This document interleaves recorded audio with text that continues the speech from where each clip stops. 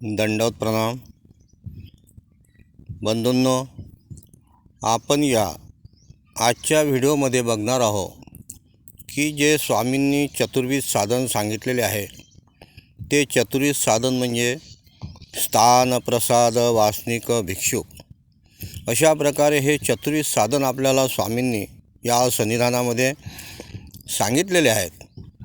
परंतु आज आपण स्थान म्हणजे जड आहे आणि त्यामध्ये प्रसादसुद्धा जड आहे. परंतु वासनिक आणि भिक्षुक हे दोन साधन काय आहेत की चेतन आहेत. आणि स्वामींनी सांगितलेलं आहे जडापेक्षा चेतन थोर.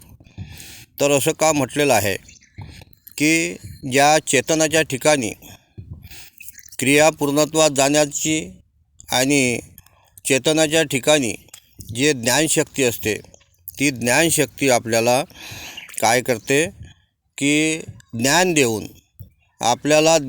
काय करते ती की आपल्याला आचाराकरिता प्रवृत्त करते की ज्ञानाशिवाय आपल्याला जे मोक्षमार्गाची वाटचाल आहे ते आपण करू शकत नाही.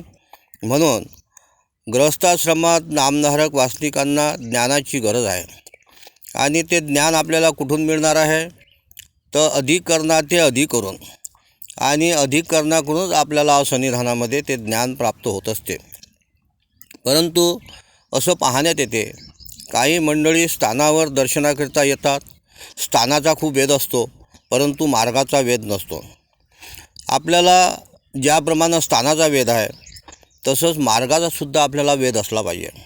कारण अधिकरण आज स्वामींनी जे आचार्यांना आचार्यपद दिलं आणि त्यापासून जी परंपरा सुरू झालेली आहे ती आजपर्यंत आचार्य, अधिकरण, महंत यांच्या माध्यमातून आपल्यापर्यंत हा जो धर्म आहे, हे जे ज्ञान आहे, हे ज्ञान आपल्याला त्यांच्याकडून प्राप्त होत असते.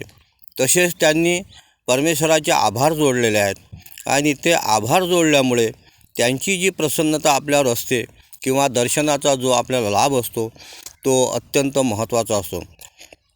म्हणून या ठिकाणी आपल्याला सांगायचं म्हटलं तर की स्थान असेल तर त्या स्थानाच्या ठिकाणी जर मार्ग असेल किंवा आपण त्या मार्गामध्ये जर गेले तर आपण अगोदर अधिकरणाची भेट घेणे हे अत्यंत महत्त्वाचं असते. बरेचसे लोक स्थानवंदन करतात परंतु मार्गाच्या भेटीला जात नाही. तो मार्गवेद असतो, स्थानवेद असतो, मूर्तिवेद आहे आणि अशा प्रकारे नामवेद आहे.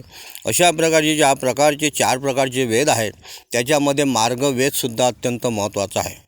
अधिकरणाची आपण भेट घेतली पाहिजे. काहीतरी पान फूल देऊन अधिकरणांना त्या ठिकाणी भेटलं पाहिजे, हे अत्यंत महत्त्वाचं आहे. म्हणून बरेच लोक अधिकरणाचं मार्गाचं डावलणे करतात. म्हणून डावलणे हा दोषसुद्धा आपल्याला लागतो. म्हणून बंधूंनो, स्थान, प्रसाद, वासनिक, भिक्षुक याच्यामध्ये आपल्याला अधिकरण हा अत्यंत महत्त्वाचा आहे. चतुर्विध साधनामध्ये आपण स्थानांतर वंदन करायचं परंतु मार्गाचे डावलणे करू नये. याकरिता या व्हिडिओमधून आपल्याला काय बोध होईल ते आपण समजून घ्या. दंडवत प्रणाम.